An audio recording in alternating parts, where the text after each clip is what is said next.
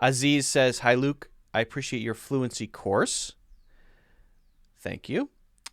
How to know which phrasal verbs to learn first? Are there some phrasal verbs which are used the most? Let's say this is true for phrasal verbs, for words, vocabulary words, for other idioms and phrases, even grammar.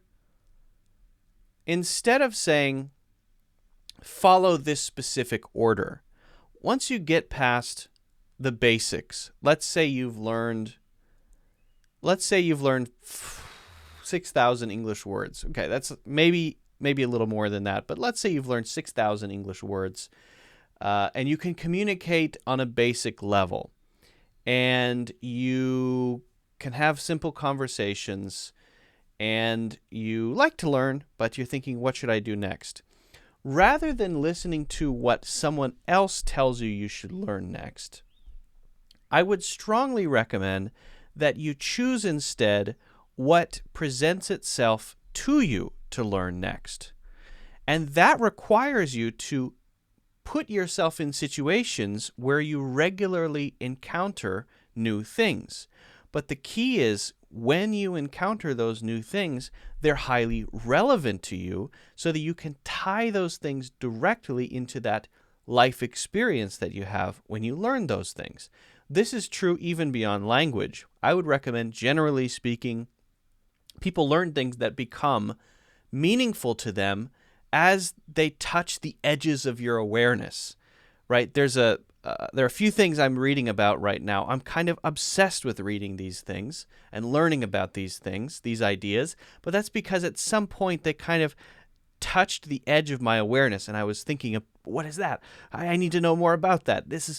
So it's important to me, not because someone told me I should learn it, but because I encountered it and it sparked my curiosity.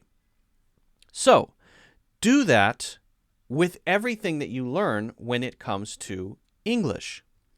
However, if you're just sitting there, nothing's going to come to you. Nothing's going to appear to you. So you have to then read regularly, watch movies and TV shows regularly, try to have as many conversations as you can regularly, which may involve, for example, joining an online meetup group.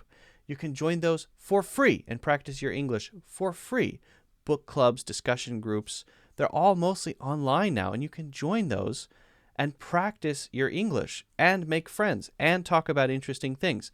In these situations, whether it's reading or movies or TV shows or conversations or whatever, you are going to find yourself quite regularly encountering new things. That's a new word that I didn't know before. There's a phrase I didn't know. What is this grammar structure? The colon there? Why is it what?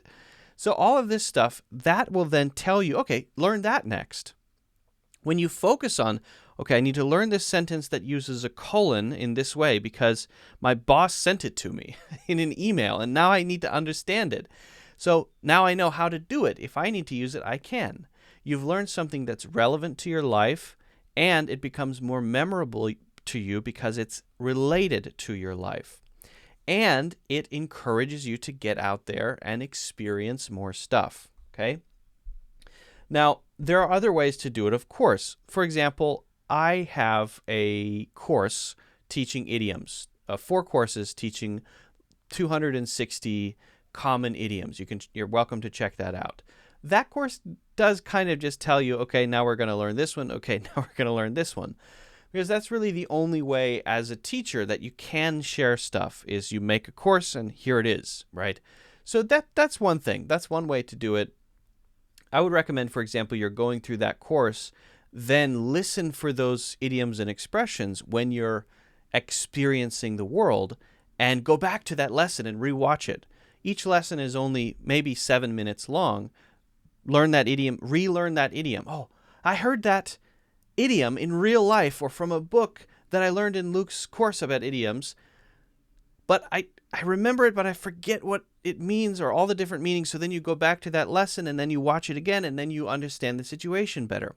There's this then beautiful relationship between what's happening in your life and what you're learning academically. So this would be my recommendation. This is how I continue to learn stuff follow your instincts, follow your curiosity, and never stop. Always be pushing yourself a little bit. You should always be slightly uncomfortable.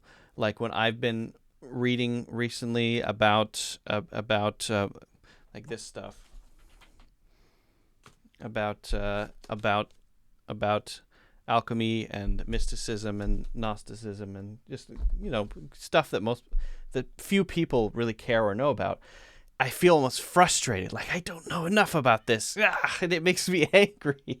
So I have to read furiously to understand as much of it as possible, as quickly as possible. It almost upsets me that I don't know. So that's a positive feeling in that case because it drives me to do it. Okay, so hopefully that helps. And again, don't forget, guys, to check out the full courses. Also, don't forget to like and subscribe.